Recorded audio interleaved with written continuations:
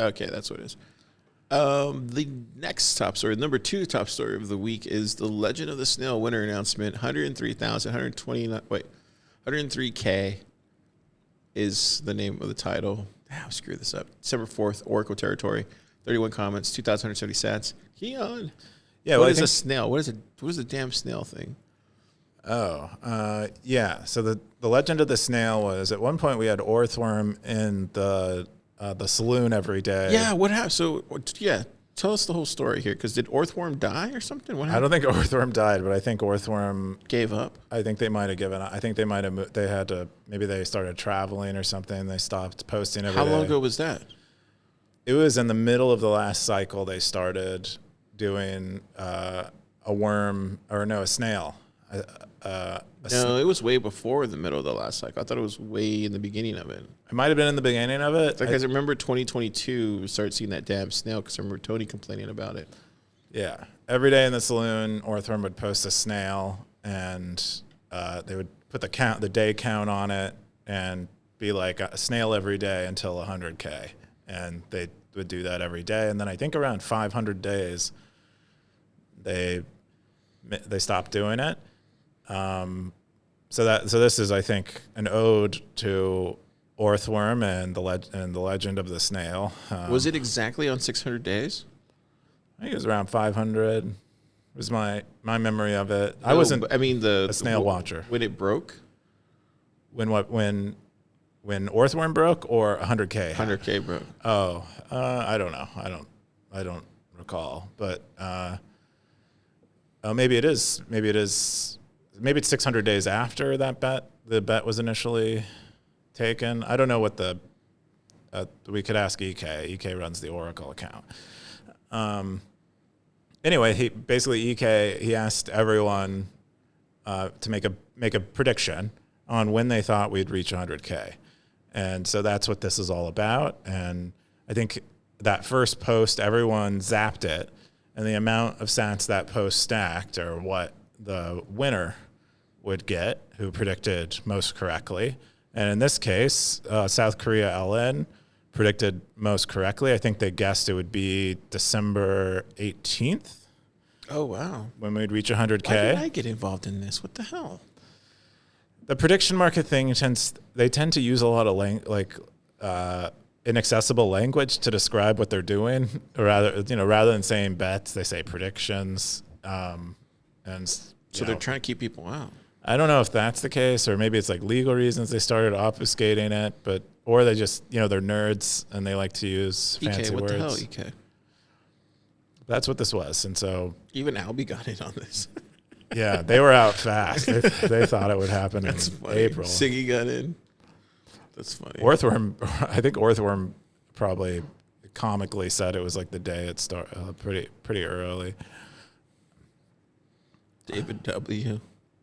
South Korea Lightning won. He did. Wow, that's a lot of sats.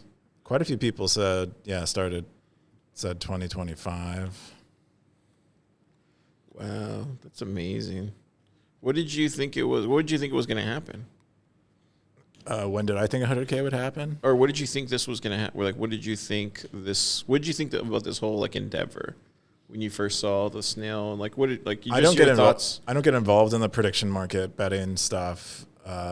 Is that take off your legal hat? Like, what did you think when you saw the snail thing show up on Stacker.News?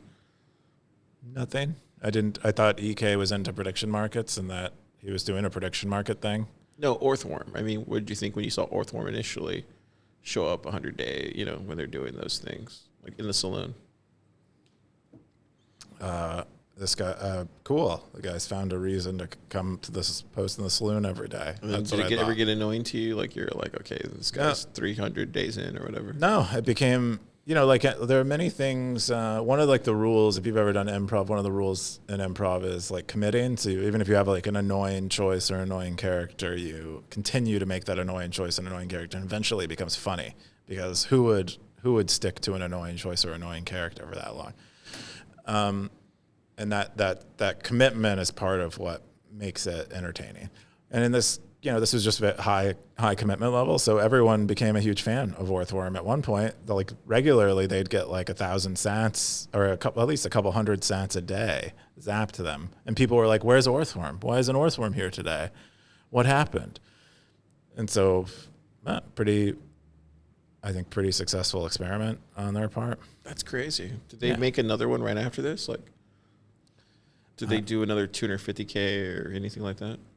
Or 200K? Did they make one after this, or this is this? I think that they stopped doing the 100K. I'm not sure where. It's in Oracle. Not sure where the Snail.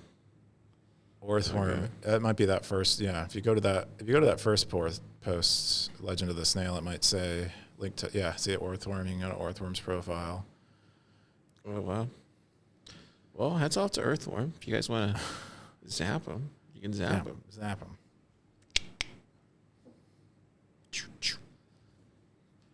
Yeah, it looks like they probably posted a couple thousand times at least. I don't know if those are all. Legend, dude. Does he still show up from time to time or no? Oh, so he hasn't shown up since August 29th? The looters are coming? Yeah, so he's gone. I don't know what he meant by the looters are coming. I think he thinks that he might be talking about ass milkers. The losers are coming.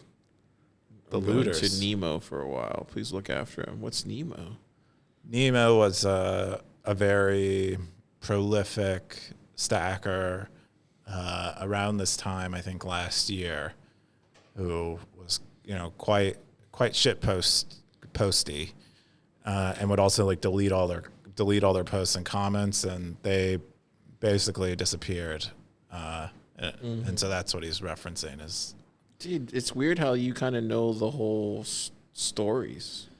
I mean, morning to night since Stacker.News' existence, I'm basically on the site, so you kind of know all the intricate stories of the stackers. So you know, like the folklore.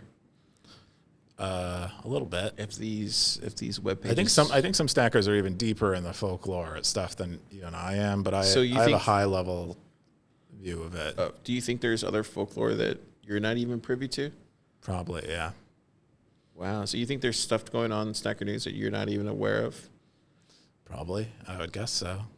Oh, shit. Should we be afraid? You should be very afraid, Car. Damn it. Stackers, just remember, Car loves you. I do this show for free pretty much. What? You can always I do the show for the Stackers. Oh, okay. So why do it? Just a poor cripple. Help me. Remember when we started the show? We were at Capital Factory. I sure remember it. Now look at us. Next to a P. Terry sign. Dude, we've come a long way. Started from a green room. Started from the top. Now we're here. Yeah. At the very top. The streaming room in Capital Factory. Long way to go. We had to rent it. Oh, yeah. They used to make us like... Would they make... No. We would have to rent it ahead of time. And then if we didn't show up on time, they would kick us out. Yeah, we went over. Yeah, and then they would get upset. If we left stuff in there. Or something. They're like, what happened? You can't bring drinks in there. I'd be like, why not? Right. The drinks were the big deal. Yeah. That's so dumb. And then you talk to your daddy, Joshua Bayer. Dude, did I tell you I emailed him like months ago? No. Just because I wanted to have a conversation with him. Guy never emailed back. I guess he's just too busy. Just guy to guy. Well, maybe he's busy with his dogs. I regret not ever like having a conversation with him. I wish I could go back in time and like have a conversation with him. He probably knows a lot. Him and I had a conversation where we like didn't talk to each other, like one of those guys. Yeah, what do you mean? We kind of would acknowledge each other a little bit, but not exactly look at each other, but look by each other, and then interesting. So we both, I usually try to talk to everybody unless I'm like incredibly busy. I take the opposite approach. Mm-hmm. I talk to no one. Yeah. That's my approach. There's very few people that I won't talk to. I love talking to people, but I don't talk to anyone. So you only talk to people that come up to you and talk. They have to make it extremely easy for me. They make me feel like it's not my fault. Or like bad. I have to go up there and be like, "Hey, here's Keyan, look, meet whatever," and then you'll talk to him, right? Pretty much. Yeah, I feel like then it's your fault if it goes bad. Yeah, then I won't blame myself. All right, we're going to get into the number one story of the week,